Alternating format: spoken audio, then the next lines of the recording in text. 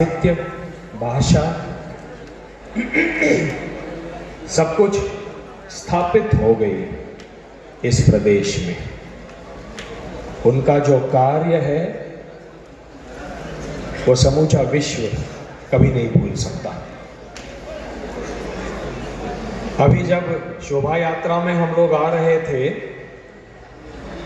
तो हम सबको देखकर सबके मुख पर प्रसन्नता थी, आनंद था, सब लोग हंस रहे थे। लेकिन यहां आने से मना कर रहे थे, ऐसे ऐसे कर रहे थे, मत आओ मत आओ मत आओ, ऐसे कर रहे थे ना, हैं? नहीं तो ऐसे ऐसे क्यों कर रहे थे? साथ में बोलते राधे राधे राधे राधे। मुझे सुनाई नहीं दिया? राधे राधे। राधा का नाम कृष्ण को सुनाई नहीं देता तो कृष्ण कृष्ण नहीं बनता। राधे राधे राधे।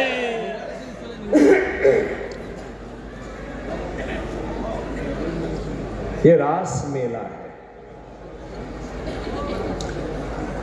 ये 90 वर्षों से चला आ रहा है।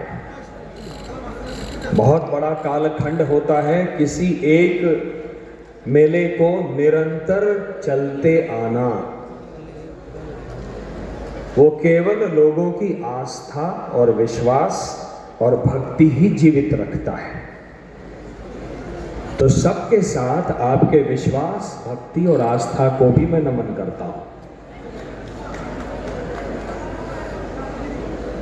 ये रास क्या है? रास क्या है? बड़े शहरों में जिस प्रकार से विदेशी संस्कृति फैली हुई है, उसके कुछ विक्टिम्स हमारे भी मित्र हैं, पाश्चिमात्य संस्कृति के विक्टिम्स हैं। उनमें से एक हमारे मित्र ने एक दिन मुझसे कह दिया कि आपके कृष्ण क्या हैं?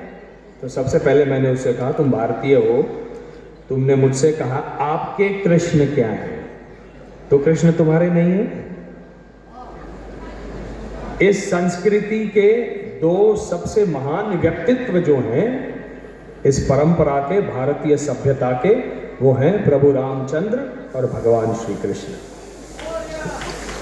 वो जितने मेरे हैं उतने ही तुम्हारे भी हैं।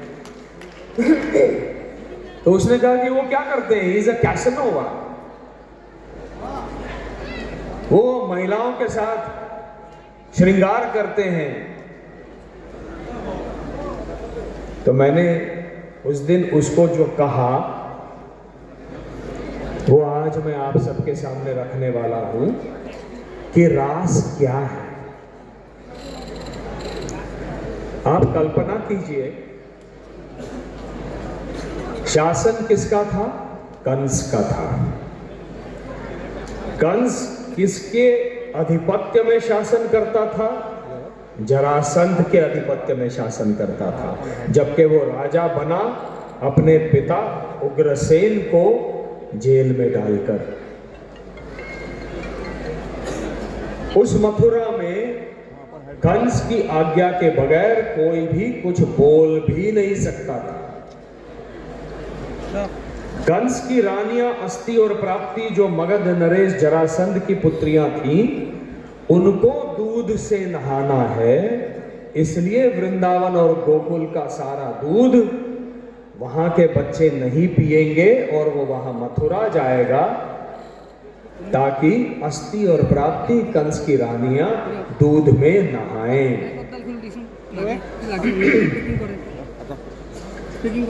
हम जो उपजते हैं, एक मजदूर मजदूरी करता है, कुछ उपजता है, एक कृषक अपनी भूमि से कुछ अन्न निर्माण करता है।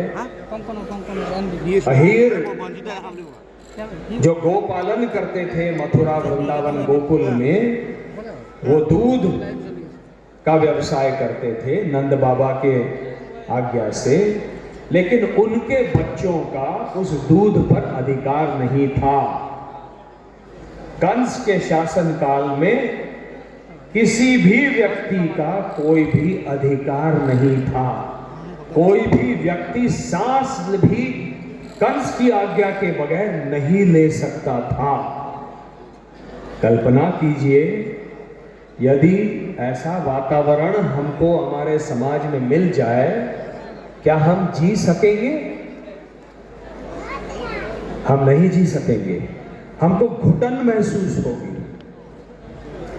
ऐसे में कृष्ण नाम का एक छोरा आता है और वो पूतना का वध करता है। यहाँ पर जो रास लगी हुई है, इतने सारे बहुत सुंदर सुंदर मूर्तियां यहाँ बनी हुई हैं। पूतना का वध है, केशी का वध है, इन सब का वध करता है